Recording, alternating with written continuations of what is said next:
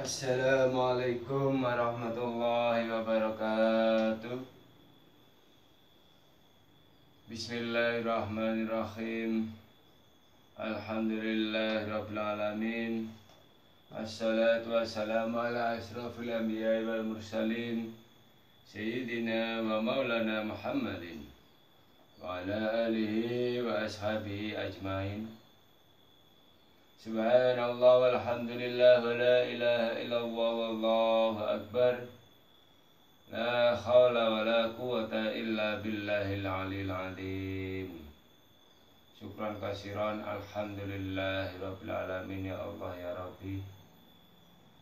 Segala puji bagi Allah yang telah melimpahkan, telah memberikan nikmatnya kepada kita sebagai manusia hamba Allah ini, yang berupa kesehatan jasmani dan rohani, yang berupa keluarga yang tambah sehat, tambah panjang umur yang barokah.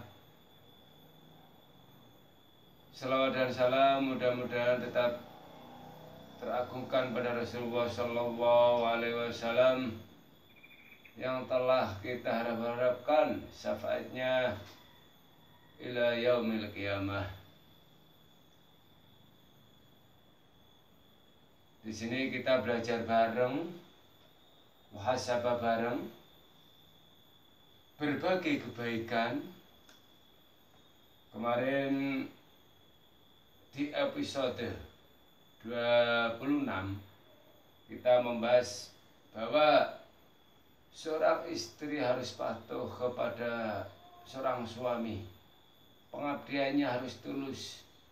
Ketika seorang istri berkata bahwa kamu suami yang tidak bisa apa-apa, suami yang tidak mampu apa-apa, ketika itu pula Allah menghilangkan amal-amalnya si istri solehah tersebut selama 70 tahun. Kemarin hadis itu diriwayatkan oleh Abu Bakar radhiyallahu anhu bahwa Rasulullah telah bersabda itu kemarin, maka seorang istri yang solehah, wanita yang solehah harus mampu menjaga lidah atau ucapannya kepada suaminya. Sabda Nabi Shallallahu Alaihi Wasallam selanjutnya, adapun wanita yang tergantung pada kedua puting payudaranya adalah wanita yang menyusui bayi orang lain tanpa seizin suaminya. Wanita yang tergantung pada kedua kakinya adalah wanita yang keluar tanpa seizin suaminya dan tidak mandi setelah putus darinya haid atau nifas. Wanita yang memakan dagingnya adalah wanita yang suka berias untuk laki-laki lain dan menggunjing orang lain. Wanita yang menggunting badannya dengan gunting api neraka adalah wanita yang memamerkan dirinya pada orang lain agar dilihat perhiasannya. Wanita yang kedua kaki dan tangannya diikat sampai ubun-ubun dikerumuni oleh ular binatang kala adalah wanita yang dapat sholat dan puasa tapi ia melakukan sholat dan tidak mandi dari jinabahnya. Wanita yang kepalanya seperti kepala babi dan badannya seperti badan keledai adalah wanita yang suka mengadu domba dan berdusta. Dan wanita yang berbentuk anjing adalah wanita yang suka memfitnah dan membenci suaminya.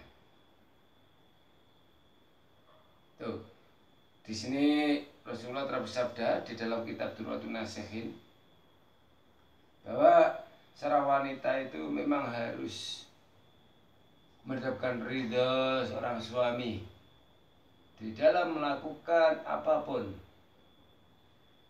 di dalam pengabdiannya. Ketika dia mau keluar rumah harus ada ridha dari seorang suami. Wanita yang solehah adalah seperti itu. Dan wanita yang solehah adalah wanita yang tidak pernah memfitnah, wanita yang tidak pernah mengadu domba. Wanita yang solehah adalah wanita yang tidak pernah menggunjing. Wanita yang solehah adalah wanita yang tidak memamerkan perhiasannya untuk orang lain. Wanita yang solehah adalah wanita yang ketika haid segera mandi. Ketika selesai haid segera mandi dengan izin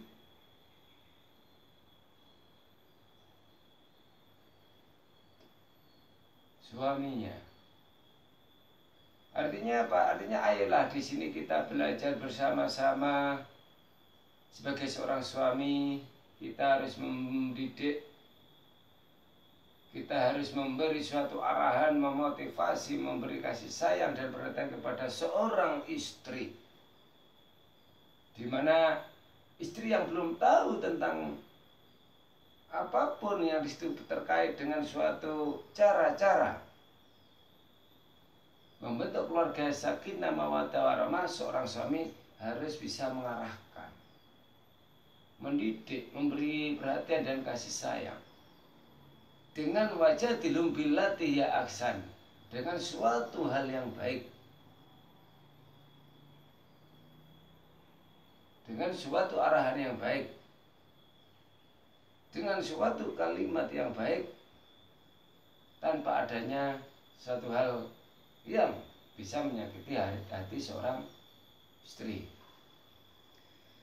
Diriwayatkan dari Abi Dzar radhiyallahu anhu bahwa ia mendengar Nabi sallallahu alaihi wasallam bersabda, ayyumam ra'ati qalat li zawjiha alaika laknatullah wa ya tahlimu la'anallahu la'anahallahu ta'ala min fawqi sab'is samawati wa kullu shay'in khalaqahullahu ta'ala illa saqalain. Setiap wanita yang berkata pada suaminya, laknat Allah semoga untukmu, padahal ia sendiri zalim, maka Allah akan melaknatinya dari atas 7 langit dan segala sesuatu yang diciptakan oleh Allah Subhanahu wa taala, kecuali jin dan manusia. Diriwayatkan dari Abdurrahman bin Auf bahwa ia mendengar Rasulullah bersabda, Bismillahirrahmanirrahim, ayyuma amro'ati adkhalat fi zawjil khamma fi amri nafaqati aw kalafatuhu ma la yutiqu la yaqbalu wa minha sirfan wala adlan. Yang artinya perempuan manapun yang menyebabkan susah dan sedih suaminya dengan urusan nafkah atau memaksakan sesuatu di luar kekuatannya, maka Allah Subhanahu wa taala tidak akan menerima ibadah fardu dan sunnahnya. Jadi kalau kemarin tentang keistimewaan seorang wanita istri yang solehah, sekarang harus lebih dari wanita-wanita, harus lebih hati-hati dalam berucap, dalam berkata, menjaga lidahnya kepada suaminya. Di sini dikatakan perempuan manapun yang menyebabkan susah dan sedih suaminya dengan urusan nafkah atau memaksakan sesuatu di luar kekuatannya seorang suami, maka Allah SWT tidak akan menerima ibadah fardu dan sunnahnya. Itu luar biasa. Artinya apa? Di sini didefinisikan seperti itu karena tujuannya adalah ayolah wanita-wanita istri solehah sini lebih tawaduklah takdim, mengabdilah dengan tulus hati yang paling dalam untuk suaminya. Ketika seorang wanita itu mengatakan bahwa dia memaksakan sesuatu di luar kemampuan suaminya terkait urusan nafkah, padahal seorang suami itu hanya bisa bekerja ini, pendapatannya segini, tapi disuruh, dipaksakan untuk mendapatkan lebih banyak di luar kekuatannya, yang mengakibatkan seorang suami itu sedih dan susah. Maka ibadah fardu dan sunnahnya seorang istri tersebut tidak akan diterima oleh Allah Subhanahu wa ta'ala. Diriwayatkan dari Abdurrahman bin Auf. Ia pernah mendengar Rasulullah telah bersabda seperti itu. Maka di sini kita bersama-sama, ayolah kita jalin kehidupan yang penuh dengan kasih sayang, sakinah, mawaddah, warahmah untuk kelangsungan hidup mendapatkan ridha Allah Subhanahu wa taala. Yang mana seorang istri harus menghargai, tawadu, takzim dan melayani dengan tulus kepada suaminya. Suaminya juga begitu, harus bisa memberi suatu perhatian dan kasih sayang kepada istrinya. Wabillahi taufiq wal hidayah. Wassalamualaikum warahmatullahi wabarakatuh. Wallahu a'lam bishawab.